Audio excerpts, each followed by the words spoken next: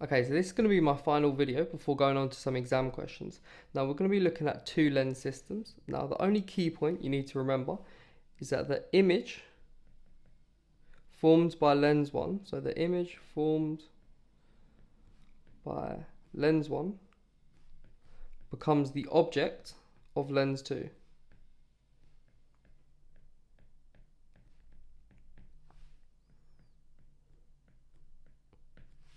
So in this first example, you can see we've got a divergent lens. So straight away, you need to be thinking, right, that's going to have a negative focal length. So let's highlight that so I don't make that mistake. Then, separate to that, we've got a convex lens. Now the person's looking in at the object. So the light's going to come from the object to the person's eye. But on the way, it's going to pass through one lens and then another lens. Okay? So let's just break this problem down into two chunks really. So let's look at the image formed by lens 1. Okay, and let's just say that's lens 1. Well, I'm going to use my lens equation. So 1 over f is equal to 1 over u plus 1 over v. Now I know my focal length is negative, so I'm going to replace the letters with numbers. So I've got 1 over negative 11.15. My object distance was 14, so 1 over 14 plus 1 over v. I'm going to rearrange to make v the subject, so that tells me that 1 over v is equal to minus 1 over 11.15 minus 1 over 14. Okay, so we get that 1 over v is equal to minus 0.16 if you was to put that in your calculator. Okay, and then just rearranging to make v the subject, this tells me that v is equal to minus 6.2. Okay, so if you remember from my previous video, it's negative, so v is less than 0, so we get a virtual image. Okay, well that makes sense because we know that diverging lenses only form virtual images. So let's just add that to the ray diagram. So I've got my parallel ray comes in, it diverges, so trace back to my focal point, draw in my unrefracted ray through the center. Okay, so I get an image formed over here. Okay, so that's my image from lens 1. Now the key point was that the image formed by lens 1 becomes the object of lens 2. Okay, so this is my new object here. Okay, so light from this object is going to travel to my second lens. Okay, so now let's look at lens 2.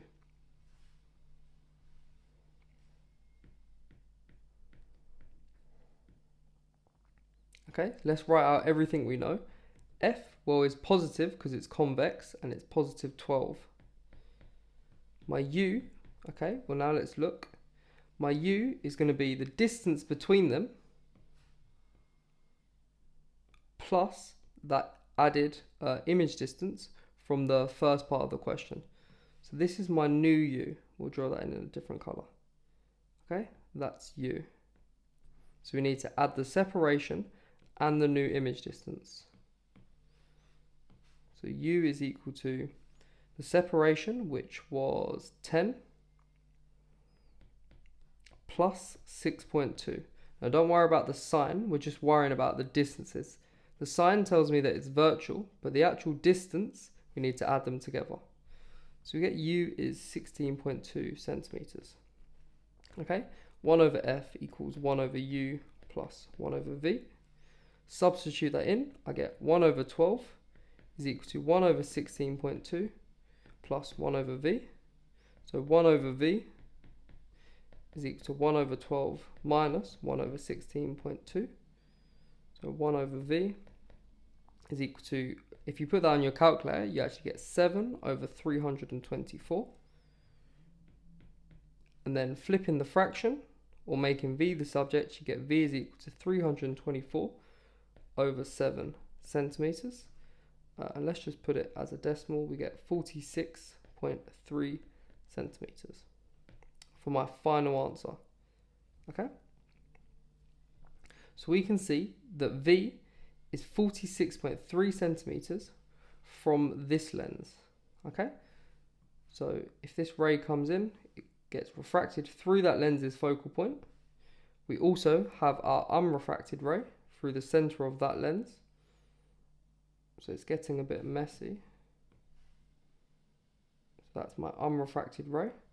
So you can see we would get an image formed over here. And that makes sense. So this diagram's not to scale, but that's going to be 46.3 centimeters. It's going to be a real image because the rays do actually meet. Okay, so that will be my final answer. And that agrees with the ray diagram I have drawn. So we've answered part B along the way. Okay, so let's have a look at another example. Now, in this question, the only difference between this example and the previous one is we now have a convex lens first, then a concave lens. So light's coming in from the object, going through the convex lens first, and then the concave lens. Let's just note, well, if that's convex, that will have a positive focal length. This will have a negative because it's concave. Okay, so exactly the same question. Determine the position of the final image. So let's split it up into two lenses. So light passes through lens 1 first, and then lens 2. So let's take a look at lens 1. Let's write down everything we know. So F is equal to 6 centimeters. U is equal to 30 centimeters. Using the lens equation, 1 over F equals 1 over U plus 1 over V. I'm just going to replace the letters with the numbers. So 1 over 6 is equal to 1 over 30 plus 1 over V. Rearrange 1 over V equals 1 over 6 minus 1 over 30. So you get 1 over V is equal to 2 over 15, which if you cross multiply, you get V is equal to 15 over 2. And let's write that as a decimal this time. So V is equal to 7.5 centimeters. Okay, so now let's add that to the ray diagram. So let's draw a parallel ray comes in. Now we need to actually think about what's going on in this question. So the look at the focal length is 6. The separation between the two lenses is 1.5. So the focal length is actually past the second lens. So light's going to go through the focal point. And let's just call that F1 for focal length of lens 1. Then we've got our unrefracted ray through the center of the lens. We get an image formed where the two rays meet. Okay, and let's mark in our image distance in a different color. Okay, so that's my image distance, and that was 7.5 centimeters. Now if you look at this question, you can see that the image is formed on the other side of the concave lens. It's on the same side as the observer. Okay, so just bear that in mind when we start looking at lens 2.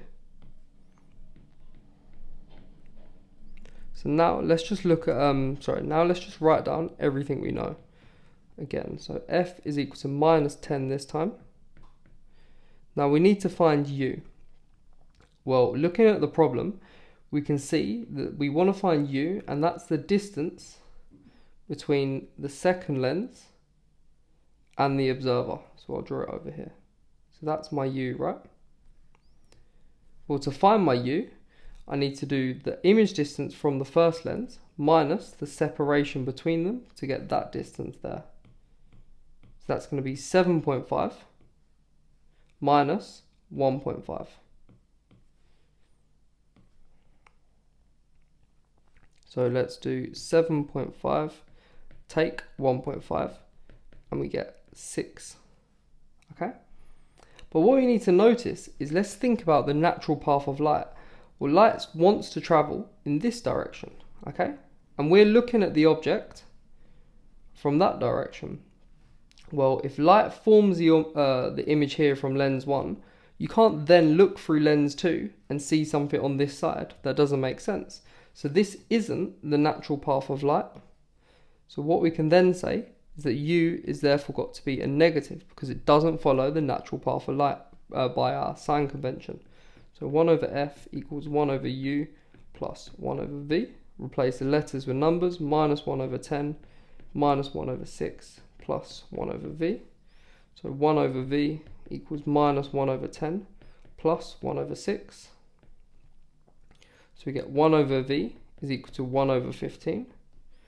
And so v is equal to 15 centimeters. Okay?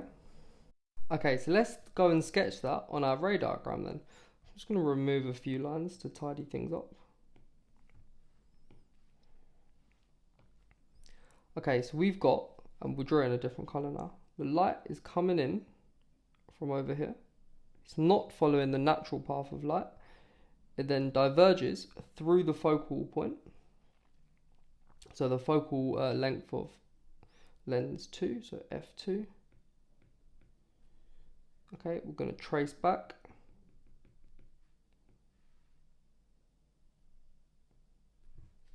Okay, then we draw our unrefracted ray through the center of the lens. And we get an image formed over here. Okay, and this time, this is a real image because look at the side of the lens that it's formed on. Okay, it's going to be reach the observer's eye. So that's why it makes sense that we've now got v is equal to 15 centimeters. So if I drew that in, that would be v.